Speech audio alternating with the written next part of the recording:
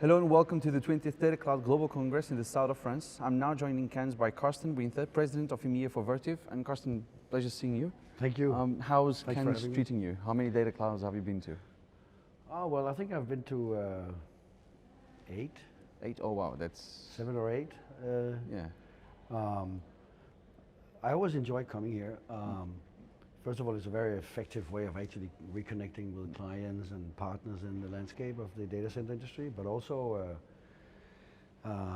given the development that we are now seeing in our industry, it's a very efficient way to actually discuss, tangible projects and developments, investments, and lots of ways how we can support our clients. Yeah, it's one, you have everyone under one roof, and I think also the other amazing thing is the amount of people that have come this year. Which shows that all those fears that after COVID there was no more face-to-face meetings. This completely debunks the whole thing. Well, and you also, I think an interesting element for Vertiv. I remember the first time I was here, our company was newly spun off from Amazon. Our brand was fairly new, our name was fairly new, and I still remember that we were seen as a bit of a relative unknown player in the industry. Fast forward now to 2025, Vertiv has, through hard work and a lot of technical innovation, developed into what we believe is the leading provider of critical infrastructure equipment in the industry. We feel that we are playing an important role to the clients. We take the relationships very seriously. We understand the mission that they are on. And we make it pretty much, our destiny to provide value and service to them. And I think, being here, which is just so busy for all of us, we've never had as many people here as we have this year. Yeah, 4,500 I hear. Yeah, so, well, we don't have 1,500 people, but... yeah. Oh, you mean Vertiv, so I mean, we have, in total it's exactly, but we have never been so many people, and they have never been so busy. Yeah. And I just think there's a lot as well to also showcase, not just to existing clients, but also to clients with new projects or even new clients. In terms of all the technical developments that we have actually brought to market and the innovation that we're bringing. So so I find it tremendously useful to actually have it here. I mean, it's very tense, but we really enjoy it. We like it a lot. Yeah, it's 3 very busy days. So building upon all that, and the first half of 2025 has had tremendous headlines. Some of it is a bit more braggonomics, if you can call it like that, but the market is changing very, very fast. What's your temperature check on the data center sector globally, or in EMEA, on the back of the last 6 months? If I start from the world, I would say that obviously we are seeing, we all know about AI, right, has come to town, so to speak. In America, as we all know, things are moving very, very fast, right? They are not necessarily, they're not necessarily stopped by bureaucracy, building permits, physical land and power. Whereas in EMEA, of course, we're seeing that is a little bit more cumbersome. Of course, the complexity of EMEA is somewhat different than America.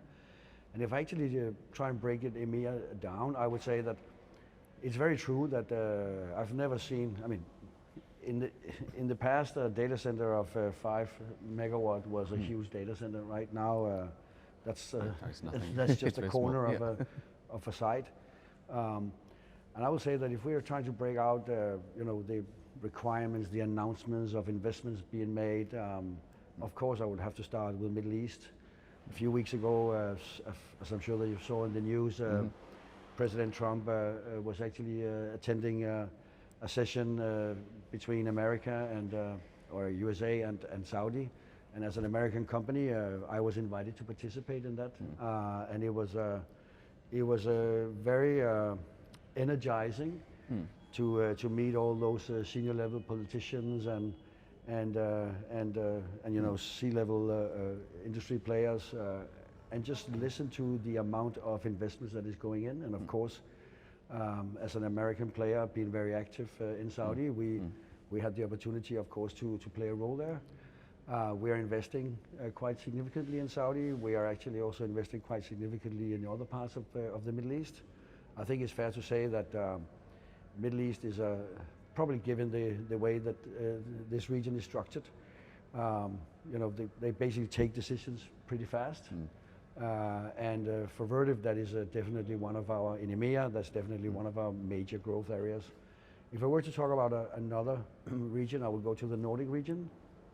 In the Nordics, of course, there is to some degree available power. In some aspects, there's, you know, some of the players are particularly fond of the fact that it's a green power. There's a lot happening in the Nordics. We have been participating in quite a few interesting builds where we actually are building infrastructure that can actually facilitate fairly high densities in the rack. And I think that would be another region where we see quite a lot of growth coming and a lot of projects happening as well. But so I would say that the Middle East is a huge zone, and I think followed by the Nordics. And then we still, of course, have traditional Western Europe, flat markets, which is also still a lot going on. We should not forget that we keep talking a lot about AI, which of course has kind of like exploded the growth potential for players in the industry. But there's still a lot of classic cloud business as well happening. So everything we talk about AI is on top of what we used to have before. So, and in Western Europe, of course, a lot of countries are actually now start rattling. We know that the EU Commission is now creating a focus as well on AI, which actually also will foster a lot of investments that actually will benefit all of us. I'm talking about France is a little bit hot at the moment. Italy, as we know, is quite hot at the moment. And Germany is starting as well. So, and there's just so much to do, right, in order to pretty much execute on all those aspirations. Well, there's plenty of business for a lot of people for the next few years. But just going back to the US-Saudi summit, so when you were there, what were sort of the main topics? They didn't come out in the headlines, because we saw the headlines, we saw the announcements, but what's... So I think there were, well, I think what was important for us, of course, was, first of all, there were a desire to invest in AI. There is a desire to invest in AI. The region in Middle East have to some degree been a little bit, let me say, holding back on access to GPUs from NVIDIA. Obviously that is regulated, allocations are regulated. And one of the big announcements was essentially that the US government will actually relieve on the allocations, which actually will allow the Middle East community in the data center industry to get access to more GPUs, which of course will speed up the builds. The other thing that we took away was essentially the amount of investments being made from a lot of players, ourselves included.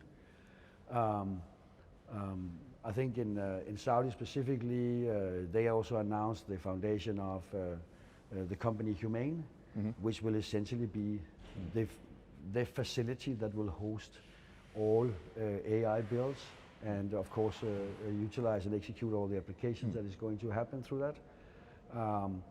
And we saw actually that you know, the CEO of Humane was on stage with Jensen Huang from NVIDIA, and they spent a few minutes talking about what their plans are and the investments are. And for us particularly, we used the opportunity to pretty much sign a number of agreements. Some being, one being with Data Vault, which was a very technical development collaboration, but actually also, of course, simple business of a scale that I think EMEA have not seen before. When you look into the next 12 months, what's the most exciting thing for you that you see market-wise, Vertiv-wise? What's the roadmap for so the I think industry and Vertiv? Of course, I'm a little bit biased being the president of Vertiv EMEA, but one of the things that I think that we are doing well is that we were probably faster than most when it actually came to develop liquid cooling solutions, bring them to market very quickly. Not just the CDU, but actually also including all the SFN. I think that have given us a bit of an advantage in terms of time to market. I think our clients have seen how we are utilizing latest developments in prefab solutions. One of the things with AI and the new players actually in the industry is that the speed is of the essence in deployment. where some things in the past would be okay to take 2 years, we are now seeing clients that are looking for deployments within 6-8 months. One of the things that we have developed in order to do that is actually take the prefab solutions to the next level with our one-core solutions, smart run solutions, where we basically can slide everything in, actually reducing the work on site and putting more into the factory. We've already offered this to the market, and we are very happy to see it's been received very well. I think that gives us a competitive advantage. Obviously, there's a lot of talk about densification, with the increased loads and densities in the racks. Everything that we build around simply basically has to be more efficient at a footprint that is affordable. Otherwise, it will be massive, right? So, a lot of focus on, and we have developed a lot of solutions that actually basically can cool more from a smaller footprint, or power more from a smaller footprint. So I would say that for us has been a lot about new technological developments.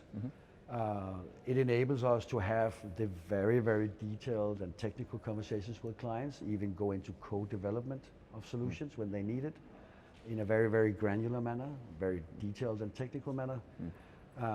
So I think that is one element. And the other thing, of course, is that as we believe we are the leading critical infrastructure provider in the industry, we also see that we have expertise that our clients are very targetedly searching. And I feel that, like on this event, that we literally have great partnerships with clients who come to us and say, so how would you solve this? We are looking to deploy this. We wanted to do it within a certain time frame. What would be the smartest design to do it? What should we pay attention to? What should we avoid? And I think that gives us a bit of a, I would call it even a thought leadership in the industry, which we benefit from. And we believe that we deserve it because we are innovative, agile, and paying a lot of attention to our clients. Yeah. It also comes all down to collaboration and working closely together. Very close collaboration. If you had to describe 2025 in one word, what words would you use? That's a good one. Well, I think it is. I'm not sure if I can describe it in one word because there's so much going on in 2025. But I think it will be technical innovation. Innovation. Because in order to actually, comprehend the densities that we are, projecting in the rack, it needs a lot of technical innovation, and I think that's the key thing for us. And of course, customer satisfaction. Yeah, it's definitely going to be a transformational year. But Karsten Winther, President of EMEA for Vertiv, thank you so much for talking to me. You're welcome. As for your home, thank you for watching, and do check our website and social media channels for the latest digital infrastructure news from across the globe. At the Tech Capital, you lead, we report. Bye for now.